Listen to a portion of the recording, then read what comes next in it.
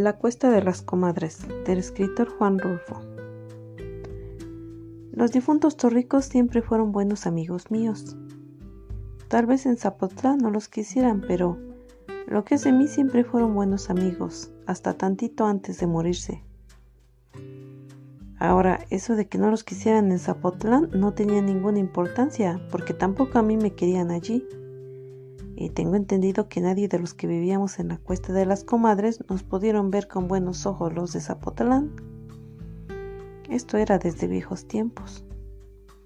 Por otra parte, en la cuesta de las comadres, los torricos no la llevaban bien con todo el mundo.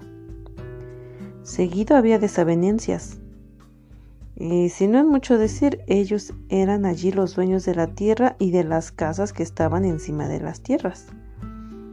Con todo y que cuando el reparto a la mayor parte de la cuesta de las comadres nos había tocado por igual a los 60 que allí vivíamos. Y a ellos, a los torricos, nada más un pedazo de monte con una mezcalera. Nada más, pero donde estaban desperdigadas casi todas las casas. A pesar de eso, la cuesta de las comadres era de los torricos. El cuamil que yo trabajaba era también de ellos, de Odilon y Remigio Torrico. Y la 12 de lomas verdes que se veían allá abajo era juntamente de ellos. No había por qué averiguar nada, todo el mundo sabía que así era. Sin embargo, de aquellos días a esta parte, la cuesta de las comadres se había ido deshabitando. De tiempo en tiempo alguien se iba. Atravesaba el guardaganado donde está el palo alto y desaparecía entre los encinos y no volvía a aparecer ya nunca. Se iban, eso era todo. Y yo también hubiera ido de buena gana a asomarme a ver qué había atrás del monte que no dejaba volver a nadie. Pero me gustaba el terrenito de la cuesta y además era buen amigo de los torricos. El cuamil donde yo sembraba todos los años un tantito de maíz para tener elotes y otro tantito de frijol quedaba por el lado de arriba. Allí donde la ladera baja hasta esa barranca que le dicen Cabeza del Toro. El lugar no era feo, pero la tierra se hacía pegajosa desde que comenzaba a llover, y luego había un desparramadero de piedras duras y filosas como troncos que parecían crecer con el tiempo. Sin embargo, el maíz se pegaba bien y los elotes que allí se daban eran muy dulces. Los torricos que para todo lo que se comía necesitaban la sal de tequesquite, para mis elotes no. Nunca buscaron ni hablaron de echarle tequesquite a mis elotes, que eran de los que se daban en Cabeza del Toro. Y con todo y eso, y con todo y que las lomas verdes de allá abajo eran mejores, la gente se fue acabando. No se iban para el lado de Zapotlán, sino por este otro rumbo, por donde llega cada rato ese viento lleno de olor de los encinos y del ruido del monte. Se iban callados la boca sin decir nada ni pelearse con nadie. Es seguro que les sobraban ganas de pelearse con los torricos para desquitarse de todo el mal que les habían hecho, pero no tuvieron ánimos. Seguro eso pasó. La cosa es que todavía después de que murieron los torricos nadie volvió más por aquí. Yo estuve esperando, pero nadie regresó. Primero les cuidé sus casas, remendé los techos y les puse ramas a los agujeros de sus paredes. Pero viendo que tardaban en regresar, las dejé por la paz. Los únicos que no dejaron nunca de venir fueron los aguaceros de mediados de año, y esos ventarrones que soplan en febrero y que le vuelan a uno la cobija cada rato. De vez en cuando también venían los cuervos volando muy bajito y graznando fuerte como si creyeran estar en un lugar deshabitado. Así siguieron las cosas todavía después de que se murieron los torricos. Antes, desde aquí, sentado donde ahora estoy, se veía claramente Zapotlán. En cualquier hora del día y de la noche podía verse la manchita blanca de Zapotlán allá lejos. Pero ahora las jarillas han crecido muy tupido y por más que el aire las mueve de un lado para otro, no deja ver nada de nada. Me acuerdo de antes, Cuando los torricos venían a sentarse aquí también y se estaban acuclillados horas y horas hasta el oscurecer, mirando para allá sin cansarse, como si el lugar les sacudiera sus pensamientos o el mitote de ir a pasearse a Zapotlán. Solo después supe que no pensaban en eso. Únicamente se ponían a ver el camino, aquel ancho callejón arenoso que se podía seguir con la mirada desde el comienzo hasta que se perdía entre los ocotes del cerro de la Media Luna. Yo nunca conocí a nadie que tuviera un alcance de vista como el de Remigio Torrico. Era tuerto, pero el ojo negro y medio cerrado que le quedaba parecía acercar tanto las cosas que casi las traía junto a sus manos. Y de allí a saber qué bultos se movían por el camino no había ninguna diferencia. Así, cuando su ojo se sentía a gusto teniendo en quien recargar la mirada, los dos se levantaban de su divisadero y desaparecían de la cuesta de las comadres por algún tiempo. Eran los días en que todo se ponía de otro modo aquí entre nosotros. La gente sacaba de las cuevas del monte sus animalitos y los traía a amarrar en sus corrales. Entonces se sabía que había borregos y guajolotes. Y era fácil ver cuántos montones de maíz y de calabazas amarillas amanecían asoleándose en los patios. El viento que atravesaba los cerros era más frío que otras veces, pero no se sabía por qué todos allí decían que hacía muy buen tiempo. Y uno oía en la madrugada que cantaban los gallos como en cualquier otro lugar tranquilo, y aquello parecía como si siempre hubiera habido paz en la cuesta de las comadres. Luego volvían los tórricos.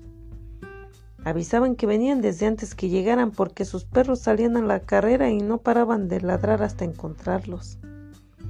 Y nada más por los ladridos todos calculaban la distancia y el rumbo por donde irían a llegar. Entonces la gente se apuraba a esconder otra vez sus cosas. Siempre fue así el miedo que traían los difuntos tórricos cada vez que regresaban a la cuesta de las comadres. Pero yo nunca llegué a tenerles miedo. Era buen amigo de los dos y a veces hubiese querido ser un poco menos viejo para meterme en los trabajos en que ellos andaban. Sin embargo, ya no servía yo para mucho. Me di cuenta aquella noche en que les ayudé a robar a un arriero.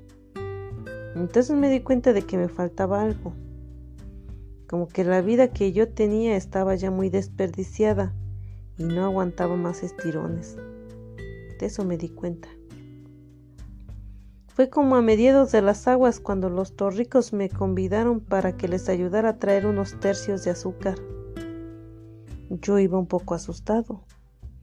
Primero porque estaba cayendo una tormenta de esas en que el agua parece escarbarle a uno por debajo de los pies.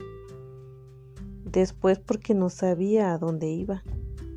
De cualquier modo, allí vi yo la señal de que no estaba hecho ya para andar en andanzas.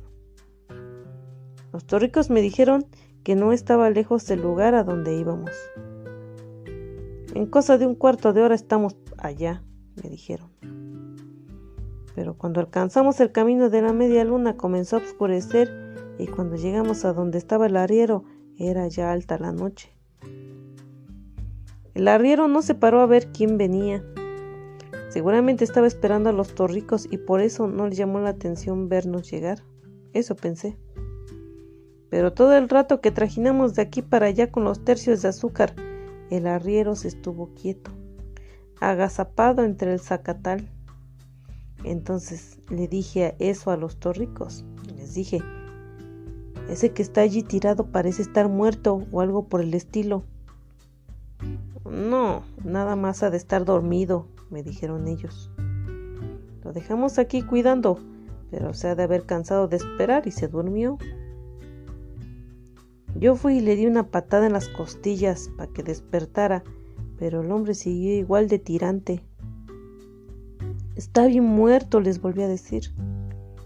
No, no te creas, nomás está tantito atarantado porque Odilon le dio con un leño en la cabeza, pero después se levantará. Ya verás que en cuanto salga el sol y sienta el calorcito, se levantará muy aprisa y se irá enseguida para su casa. Agárrate ese tercio de aquí y vámonos, fue todo lo que me dijeron. Ya por último le di una última patada al muerto y sonó igual que si se lo hubiera dado a un tronco seco. Luego me eché la carga al hombro y me vine por delante. Los torricos me venían siguiendo. Los oí que cantaban durante largo rato hasta que amaneció. Cuando amaneció, dejé de oírlos. Ese aire que sopla tantito antes de la madrugada se llevó los gritos de su canción y ya no pude saber si me seguían, hasta que oí pasar por todos lados los ladridos encarrerados de sus perros. De ese modo fue como supe qué cosas iban a espiar todas las tardes los torricos sentados junto a mi casa en la Cuesta de las Comadres. A Remigio Torrico yo lo maté. Ya para entonces quedaba poca gente entre los ranchos. Primero se habían ido de uno en uno, pero los últimos casi se fueron en manada. Ganaron y se fueron, aprovechando la llegada de las heladas. En años pasados llegaron las heladas y acabaron con las siembras en una sola noche, y este año también. Por eso se fueron. Creyeron seguramente que el año siguiente sería lo mismo, y parece que ya no se sintieron con ganas de seguir soportando las calamidades del tiempo todos los años y la calamidad de los torricos todo el tiempo. Así que cuando yo maté a Remigio Torrico, ya estaban bien vacías de gente en la Cuesta de las Comadres y las lomas de los alrededores. Esto sucedió como en octubre. Me acuerdo que había una luna muy grande y muy llena de luz, porque yo me senté afuera de mi casa a remendar un costal todo agujereado, aprovechando la buena luz de la luna cuando llegó el Torrico. Ha de haber andado borracho. Se me puso enfrente y se bamboleaba de un lado para otro, tapándome y destapándome la luz que yo necesitaba de la luna. Ir ladereando no es bueno, me dijo después de mucho rato. A mí me gustan las cosas derechas, y si a ti no te gustan, ahí te lo haiga, porque yo he venido aquí a enderezarlas. Yo seguí remendando mi costal. Tenía puestos todos mis ojos en coserle los agujeros y la aguja de arriba trabajaba muy bien cuando la alumbraba la luz de la luna. Seguro que por eso creyó que yo no me preocupaba de lo que decía. A ti te estoy hablando, me gritó. Ahora sí ya corajudo. Bien sabes a lo que he venido. Me espanté un poco cuando se me acercó y me gritó aquello casi a boca de jarro. Sin embargo, traté de verle la cara para saber de qué tamaño era su coraje y me le quedé mirando, como preguntándole a qué había venido. Eso sirvió. Ya más calmado, se soltó diciendo que a la gente como yo había que agarrarla desprevenida. Se me seca la boca al estarte hablando después de lo que hiciste, me dijo. Pero era tan amigo mío mi hermano como tú, y solo por eso vine a verte. A ver cómo sacas en claro lo de la muerte de Odilon. Yo lo oía ya muy bien. Dejé a un lado el costal y me quedé oyéndolo sin hacer otra cosa. Supe cómo me echaba a mí la culpa de haber matado a su hermano. Pero no había sido yo. Me acordaba quién había sido, y yo se lo hubiera dicho, aunque parecía que él no me dejaría lugar para platicarle cómo estaban las cosas. Odilon y yo llegamos a pelearnos muchas veces, siguió diciéndome. Era algo duro de entendederas y le gustaba encararse con todos, pero no pasaba de allí. Con unos cuantos golpes se calmaba, y eso es lo que quiero saber. Si te dijo algo, o te quiso quitar algo, o qué fue lo que pasó. Pudo ser que te haya querido golpear y tú te lo madrugaste. Algo de eso ha de haber sucedido. Yo sacudí la cabeza para decirle que yo no tenía nada que ver. Oye, me atajó Torrico. Odilon llevaba ese día 14 pesos en la bolsa de la camisa. Cuando lo levanté, lo esculqué y no encontré esos 14 pesos. Luego ayer supe que te habías comprado una frazada. Y eso era cierto. Yo me había comprado una frazada. Vi que se venían muy aprisa los fríos y el gabán que yo tenía estaba ya todito hecho garras. Por eso fui a Zapotlán a conseguir una frazada. pero para eso había vendido el par de chivos que tenía, y no fue con los 14 pesos de Odilon con lo que los compré. Él podía ver que si el costal se había llenado de agujeros se debió a que tuve que llevarme el chivito chiquito allí metido, porque todavía no podía caminar como yo quería. Sábete de una vez, Odilon, sábete de una vez por todas que pienso pagarme lo que le hicieron a Odilon, sea quien sea el que lo mató, y yo sé quién fue. Oí que me decía casi encima de mi cabeza. ¿De modo que fui yo?, le pregunté. ¿Y quién más? Odilon y yo éramos sinvergüenzas, y lo que tú quieras. Y no digo que no llegamos a matar a nadie, pero nunca lo hicimos por tan poco. Eso sí te lo digo a ti. La luna grande de octubre pegaba de lleno sobre el corral y mandaba hasta la pared de mi casa la sombra larga de Remigio. Lo vi que se movía en dirección de un tejocote y que agarraba el guango que yo siempre tenía recargado ahí. Luego vi que regresaba con el machete en la mano. Pero al quitarse él de enfrente la luz de la luna, hizo brillar la aguja de arria que yo había clavado en el costal. Y no sé por qué, pero de pronto comencé a tener una fe muy grande en aquella aguja. Por eso, al pasar Remigio Torrico por mi lado, desensarté la aguja y sin esperar otra cosa se la hundí a él cerquita del ombligo. Se la hundí hasta donde le cupo y allí se la dejé. Luego él se engarruñó como cuando da el cólico y comenzó a calambrarse hasta doblarse poco a poco sobre las corvas y quedar sentado en el suelo, todo entelerido y con el susto asomándosele por el ojo. Por un momento pareció como que se iba a enderezar para darme un machetazo con el guango, pero seguro que se arrepintió, no supo ya qué hacer. Soltó el guango y volvió a engarruñarse. Nada más eso hizo. Entonces vi que se le iba entristeciendo la mirada como si comenzara a sentirse enfermo. Hacía mucho que no me tocaba ver una mirada así de triste y me entró la lástima. Por eso aproveché para sacarle la aguja de arria del ombligo y metérsela más arribita, allí donde pensé que tendría el corazón. Y sí, allí lo tenía porque nomás dio 2 o 3 respingos como un pollo descabezado y luego se quedó quieto. Ya debía haber estado muerto cuando le dije: «Mira, Remigio, me has de dispensar, pero yo no maté a tu hermano Odilon. Fueron los alcaraces. Yo andaba por allí cuando él se murió, pero me acuerdo bien de que yo no lo maté. Fueron ellos, toda la familia entera de los alcaraces. Se le dejaron ir encima y cuando yo me di cuenta, Odilon ya estaba agonizando. ¿Y sabes por qué? Comenzando porque Odilon no debía haber ido a Zapotlán, eso tú lo sabes.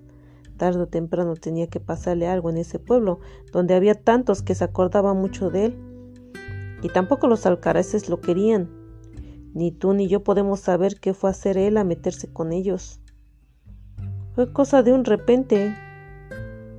Yo acababa de comprar mi zarape y ya iba de salida cuando tu hermano le escupió un trago de mezcal en la cara a uno de los alcaraces.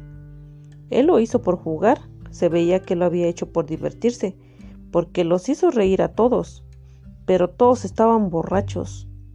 Odilon y los alcaraces y todos, y de pronto se le echaron encima, sacaron sus cuchillos y se le apeñuscaron y lo aporrearon hasta no dejar de Odilon cosa que sirviera. De eso murió. Como ves, no fui yo el que lo mató. Quisiera que te dieras cabal cuenta de que yo no me entrometí para nada. Eso le dije al difunto Remigio. Ya la luna se había metido del otro lado de los encinos cuando yo regresé a la cuesta de los comadres con la canasta piscadora vacía. Antes de volverla a guardar, le di unas cuantas zambullidas en el arroyo para que se le enjuagara la sangre. Yo la iba a necesitar muy seguido y no me hubiera gustado ver la sangre de Remigio a cada rato. Me acuerdo que eso pasó allá por octubre, a la altura de las fiestas de Zapotlán, Y digo que me acuerdo que fue por esos días porque en Zapotlán estaban quemando cohetes, mientras que por el rumbo donde tira Remigio se levantaba una gran parvada de sopilotes a cada tronido que daban los cohetes. De eso me acuerdo.